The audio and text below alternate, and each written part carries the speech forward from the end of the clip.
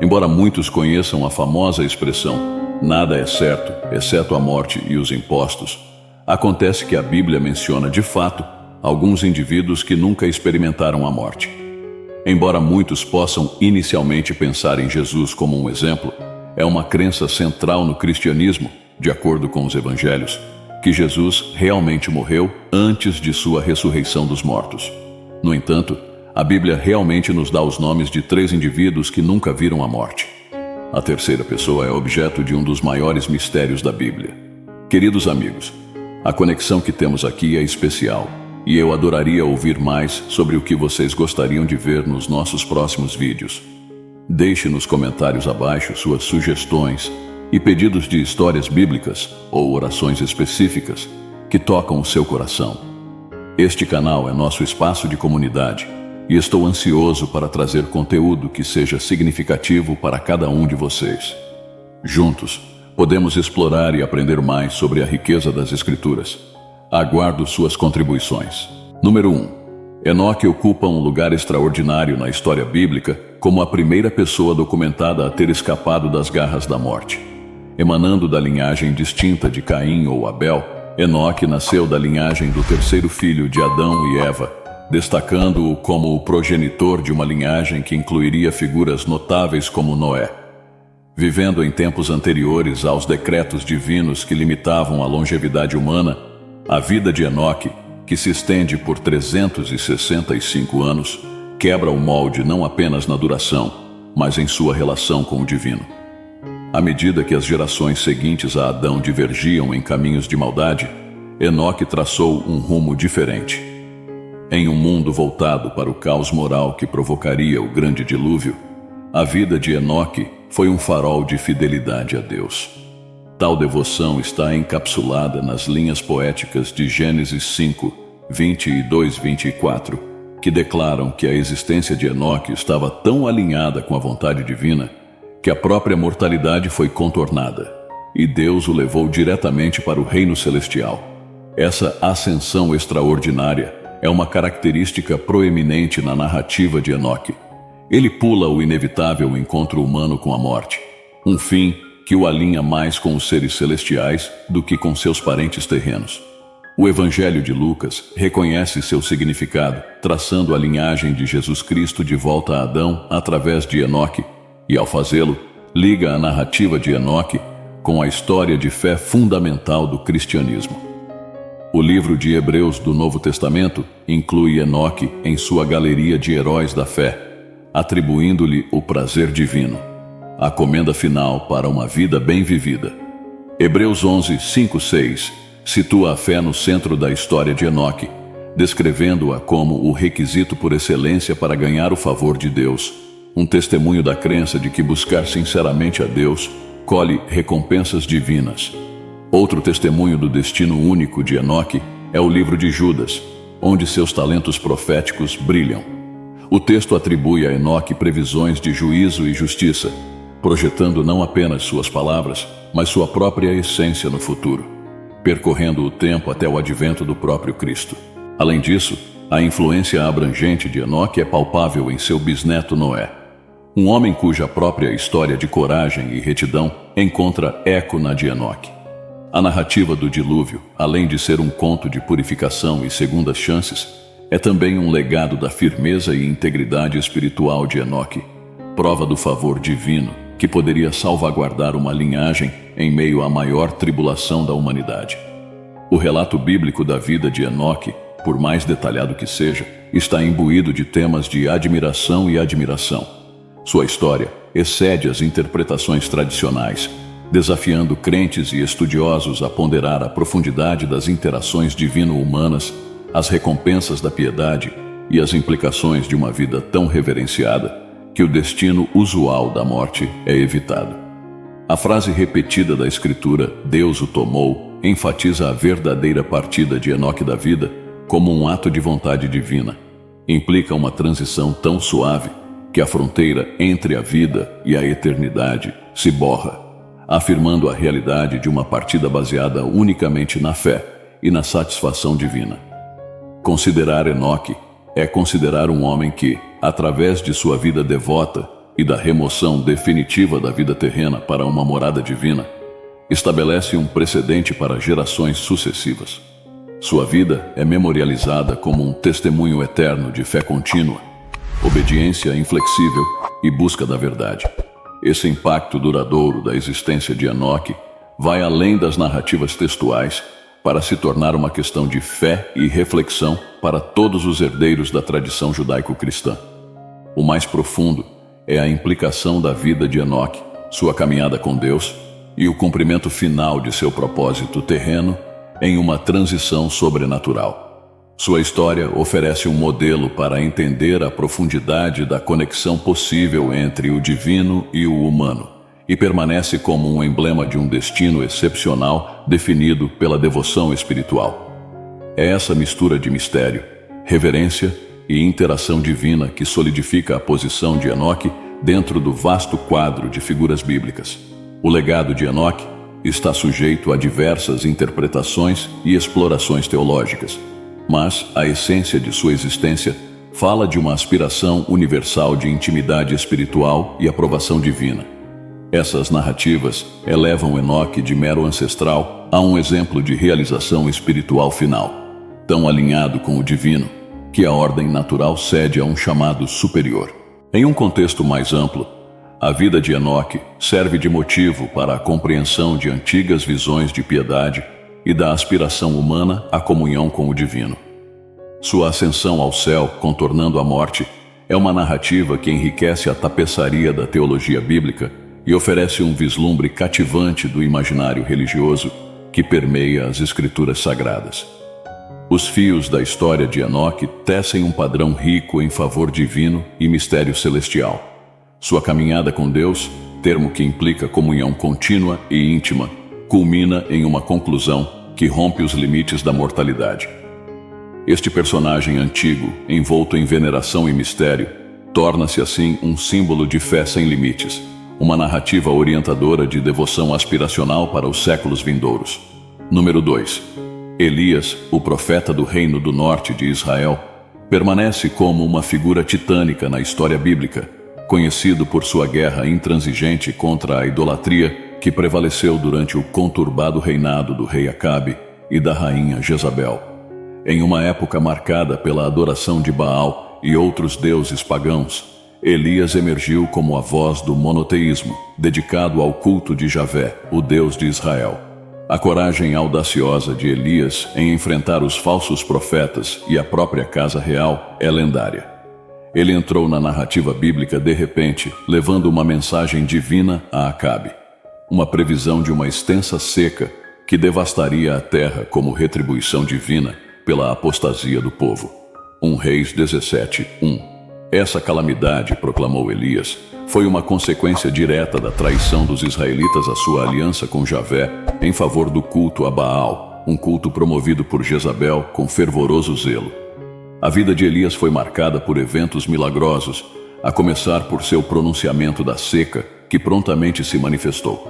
Confiado como instrumento de Deus, Elias foi direcionado para o ribeiro Querite, onde corvos o abasteceram com comida durante o calvário da nação com a fome. Seus milagres, subsequentes, ressaltaram sua autoridade profética, desde a criação do filho da viúva em Sarepta até o confronto dramático com os profetas de Baal no Monte Carmelo.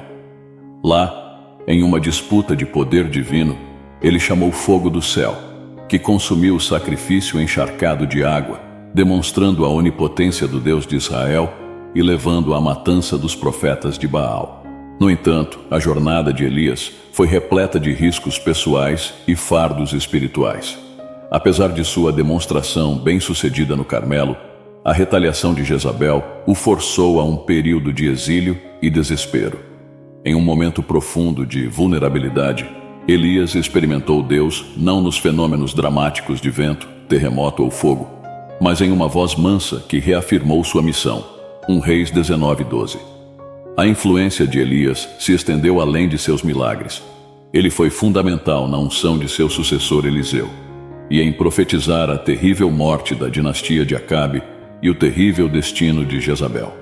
A transformação da consciência social sobre a supremacia de Javé foi em parte seu legado. contrapondo a idolatria desenfreada com a reafirmação do monoteísmo. Sua partida da terra foi tão extraordinária quanto sua vida. Precedida de advertências a Eliseu e à comunidade profética, a ascensão de Elias ao céu foi um evento espetacular. Ao contrário de qualquer outra figura, exceto Enoque, Elias não provou a morte. No dia ordenado, depois que ele e Eliseu cruzaram milagrosamente o rio Jordão, uma carruagem de fogo puxada por cavalos de fogo apareceu, separando Eliseu de seu mentor. E Elias foi levado em um redemoinho para o céu. Essa ascensão, conforme registrado em 2 Reis 2:11, serviu como um clímax de tirar o fôlego para uma vida de intensa devoção e triunfo espiritual. Conferiu a Elias um status quase mítico, garantindo sua lembrança em tradições e profecias, particularmente como precursor do Messias. A narrativa de Elias ao longo da vida divulga uma série de oposições, vitórias e momentos de cansaço. Seus diálogos íntimos com Deus, demonstrações públicas de apoio divino e períodos de desânimo transmitem um retrato complexo de um profeta, enormemente empoderado, mas agudamente humano. O Estado de Israel naquela época foi marcado pela deterioração religiosa, em que o cálculo da influência política ofuscou a fidelidade do pacto. Os confrontos de Elias, alimentados pelo zeloso compromisso com Javé, procuravam realinhar as prioridades do reino às suas obrigações divinas. Sua demonstração de autoridade divina variava de deter a chuva sazonal à multiplicação de parco sustento, cada ato reforçando os temas simultâneos de julgamento e provisão. O pedido de Eliseu por uma porção dupla do espírito de Elias, concedido ao testemunhar a ascensão turbulenta, significou a continuação e intensificação da autoridade profética, mesmo quando o profeta original foi elevado a uma morada celestial. O fim de Elias, desprovido da melancolia da morte, foi um testemunho entronizante de sua fidelidade inabalável e do poder inerente em chamar um povo de volta às suas crenças e éticas fundamentais. A narrativa de Elias, misturando drama humano com buscas teológicas, reflete um período tumultuado na história israelita, onde a batalha pela pureza religiosa foi travada não apenas nos templos, mas no coração da população. Seu legado é duradouro. Na tradição judaica, ele é invocado em cada ceder de Páscoa e em cada circuncisão, simbolizando a eterna esperança da presença e revelação divinas. No cristianismo, ele é reverenciado como um precursor de João Batista, anunciando o advento de Cristo. Como um profeta cuja vida terrena estava ligada ao conflito e cuja partida transcendeu a finalidade da morte, Elias permanece como uma figura emblemática de fidelidade no folclore bíblico. Sua história entrelaça a determinação humana com o mandato divino, exortando-nos a recordar os imperativos divinos de justiça, lealdade e convicção monoteísta diante do desvio social. No pensamento religioso subsequente, Elias tornou-se um símbolo de esperança, uma promessa de que os justos não são esquecidos por Deus. Ele é a voz profética que não ecoa no silêncio, mas ressoa através do tempo, insistindo na justiça e ecoando um mandato divino que transcende a existência terrena e os constrangimentos mortais. A cada recontagem, a história de Elias nos convida a considerar quão firme permanece nossa fé em meio a um mundo muitas vezes em desacordo com os preceitos divinos. Sua estada terrena terminou não na morte, mas na elevação, uma viagem ao divino. Um fim que não era um fim, mas uma transformação em sabedoria e antecipação, cimentando a imortalidade de seu impacto e a idealidade de seu chamado. Número 3. Melquisedeque continua sendo um dos personagens mais intrigantes e enigmáticos da Bíblia, envolto em mistério e sujeito a intenso debate teológico. Esta figura é introduzida no livro de Gênesis como sacerdote do Deus Altíssimo e rei de Salém, que se acredita ser a antiga Jerusalém. Seu breve, mas potente encontro com Abraão, após o retorno vitorioso de Abraão do resgate de seu sobrinho Ló, provocou séculos de especulação e análise acadêmica. O relato bíblico descreve Melquisedeque trazendo pão e vinho e abençoando Abraão, que por sua vez lhe dá o dízimo de todos os bens recuperados em batalha. Gênesis 14, 18, 20. Essa troca tem profundas implicações dentro da tradição judaico-cristã. apontando para o status sacerdotal superior de Melquisedeque, até mesmo sobre Abraão, o patriarca. O nome de Melquisedeque, traduzido para Rei da Justiça, combinado com seu título de Rei de Salém, que significa Rei da Paz, transmite um simbolismo real e religioso significativo. Seu sacerdócio é anterior ao sacerdócio levítico instituído entre os israelitas e é visto como uma ordem atemporal, da qual o próprio Cristo é proclamado parte no livro de Hebreus. O Salmo 110:4 descreve Melquisedeque como um protótipo de um rei sacerdotal vindouro, uma figura messiânica que será sacerdote para sempre. Este salmo é posteriormente interpretado em Hebreus 7 como se referindo a Jesus, traçando um paralelo entre o sacerdócio de Melquisedeque e o sacerdócio eterno de Cristo. O escritor de Hebreus elabora sobre o sacerdócio de Melquisedeque, observando sua falta de linhagem registrada ou morte, fazendo sua ordem parecer eterna, espelhando a natureza eterna de Cristo. O sacerdócio de Melquisedeque, caracterizado por sua natureza atemporal e contínua, destaca-se do sacerdócio levítico, que exigia credenciais genealógicas e estava sujeito à mortalidade. A ausência de morte registrada para Melquisedeque serve para destacar a qualidade eterna e transcendente de seu sacerdócio, como o sacerdócio de Cristo transcende o tempo e a morte após sua ressurreição. Isso levou alguns estudiosos e crentes a se perguntarem se Melquisedeque é uma aparência pré-encarnada de Cristo ou um tipo único que prenuncia Cristo. Explorando Hebreus 7 mais adiante, argumenta-se que a ressurreição de Jesus o estabeleceu como sacerdote para sempre, invocando o juramento divino imutável que o liga a Melquisedeque.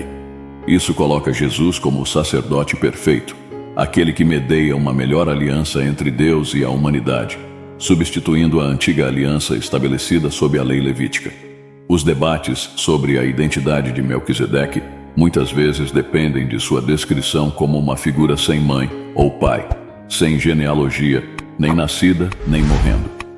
Tal descrição é incomparável para os personagens humanos na Bíblia, levando a várias interpretações.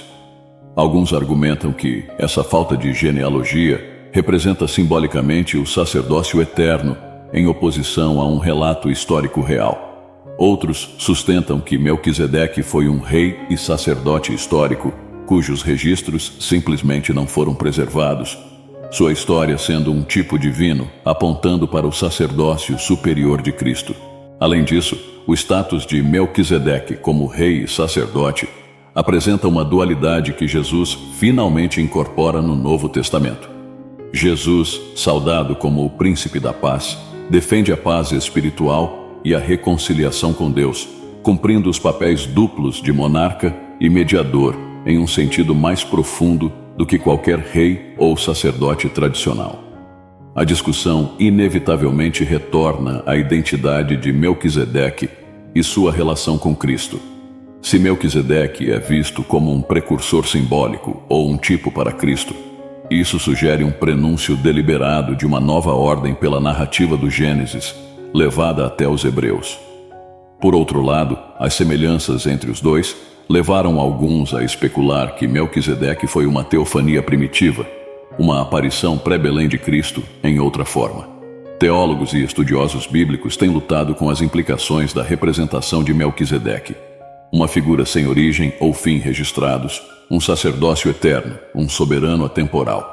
A narrativa bíblica não afirma nem nega muitas dessas posições especulativas, deixando Melquisedeque como uma figura que atravessa a história e a teologia, o terreno e o divino, e reflete a natureza multifacetada da tipologia bíblica. Este enigmático rei-sacerdote e sua breve, mas impactante participação bíblica continuam a fascinar e inspirar os crentes. Ele é uma figura envolta em uma aura quase mítica, ocupando um lugar especial dentro da tapeçaria das Escrituras, como alguém que faz a ponte entre a antiga religião patriarcal e a esperança messiânica cristalizada em Jesus Cristo.